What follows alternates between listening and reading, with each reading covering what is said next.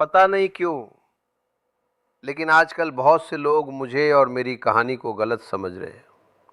सच कहूं तो आज कैमरे के सामने आने की भी हिम्मत बड़ी मुश्किल से जुटा पाया हूं। हो सकता है ये मेरी आखिरी वीडियो हो, क्योंकि जब इंसान अपनी पूरी जिंदगी के सबसे दर्दनाक पल किसी के सामने रखता है और बदले में लोग उसकी बातों पर भरोसा ही नहीं करते, तो दिल टूट जाता है। अब तक मैंने जितनी भी वीडियो बनाई, उनमें मैंने कोई बनाई हुई कहानी नहीं सुनाई। मैंने सिर्फ अपनी ज़िंदगी की सच्चाई आप सबसे साझा की। कैसे मैंने अपनी सरकारी नौकरी छोड़ी, कैसे भारत छोड़कर कनाडा गया, कैसे मेरी शादी टूट गई, कैसे मेरा बेटा शादी के बाद अपनी अलग दुनिया में बस गया और उसके बाद मेरी तलाकशुदा पत्नी भी बीमारी की वजह से इस दुनिया को छोड़कर चली गई। आज मेरी ज़िंदगी का हाल ये है कि मैं एक हाउसमेट के सहारे अपने दिन गुजार रहा हूं। साथियों, मैं कैमरे के सामने इसलिए आया था क्योंकि मुझे लगा था कि आप सबसे बातें करके शायद मेरा मन थोड़ा हल्का हो जाएगा।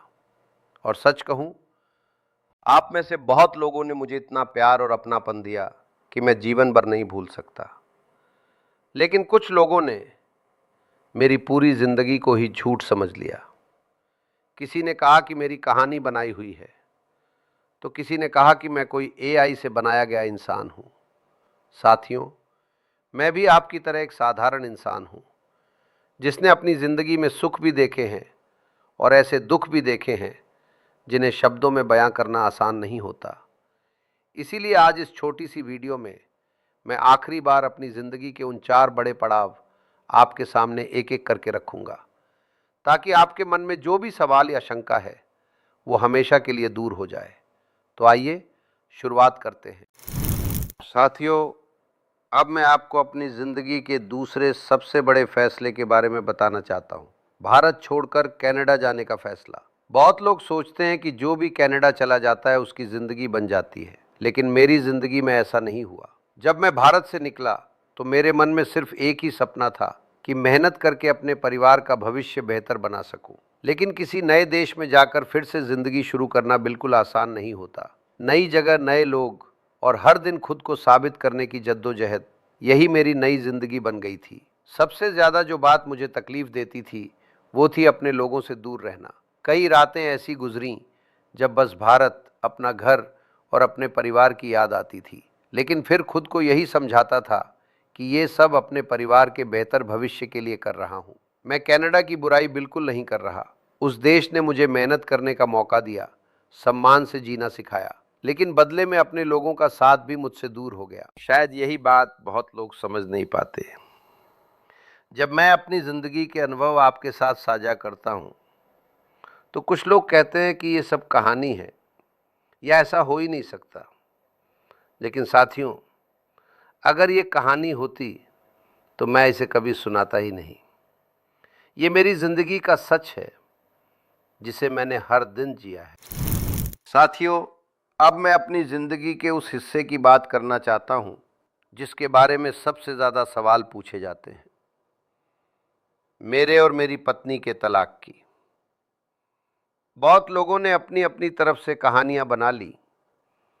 किसी ने मुझे गलत कहा तो किसी ने मेरी पत्नी को। लेकिन सच कहूँ, आज इतने साल बीत जाने के बाद मैं किसी को भी दोष नहीं देना चाहता। हर रिश्ते की अपनी परिस्थितियां होती हैं, जिन्हें बाहर वाला कभी पूरी तरह समझ नहीं सकता। हमने भी पूरी कोशिश की थी कि रिश्ता बच जाए, लेकिन समय के साथ हमारी राहें अलग हो गईं और आखिरकार हमने अलग होने का फैसला कर लिया। तलाक के बाद सबसे ज़्यादा चिंता मुझे अपने बेटे की थी। हर पिता की तरह मेरी भी यही इच्छा थी कि उसका परिवार हमेशा खुश रहे। समय बीतता गया, उसकी शादी हुई और उसने अपनी अलग दुनिया बसा ली। मैं उसके फैसले का सम्मान करता हूँ, लेकिन एक पिता होने के नाते घर का धीरे धीरे खाली हो जाना अंदर तक महसूस होता है। यही वजह है कि जब आज कुछ लोग मेरी कहानी सुनकर कहते हैं कि ये सब झूठ है, तो बहुत दुख होता है, क्योंकि कोई भी इंसान अपनी टूटी हुई शादी, बिखरे हुए परिवार और अपने अकेलेपन की बातें सिर्फ लोगों की सहानुभूति पाने के लिए नहीं बताता। मैंने तो बस अपने जीवन का सच आपके सामने रखा है, ताकि शायद मेरे अनुभव किसी और के काम आ सके।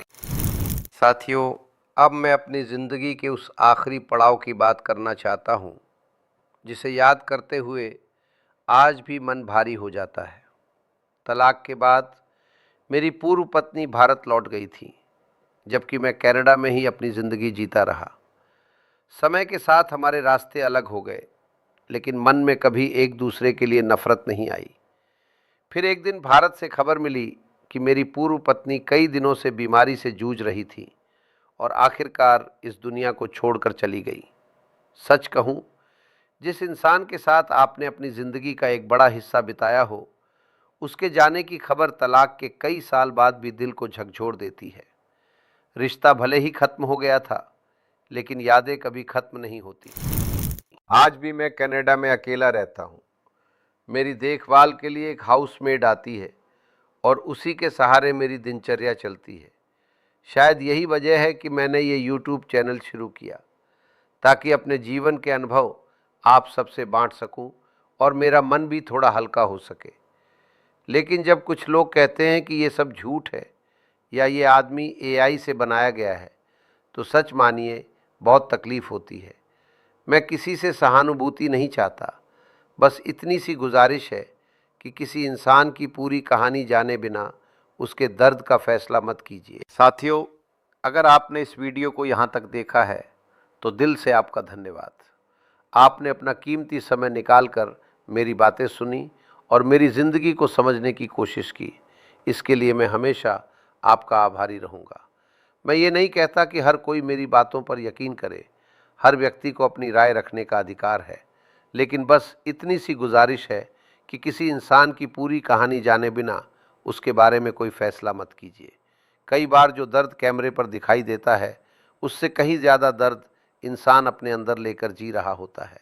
मेरे लिए आप सिर्फ दर्शक नहीं हैं, बल्कि ऐसे साथी हैं जिनसे बात करके मुझे अपनापन महसूस होता है।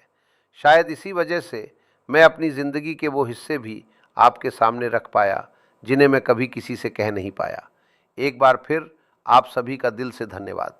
ईश्वर करे आप हमेशा स्वस्थ रहें, खुश रहें और अपने परिवार के साथ मुस्कुराते रहें। अगर इस वीडियो के बाद भी आपके मन में कोई सवाल हो तो नीचे कमेंट करके ज़रूर बताइए। मैं पूरी कोशिश करूंगा कि आपके हर सवाल का जवाब दे सकूं। और अगर आप आगे भी मेरे जीवन के अनुभव और सीख सुनना चाहते हैं तो चैनल को सब्सक्राइब करना मत भूलिए। धन्यवाद। फिर मिलेंगे अगली वीडियो में।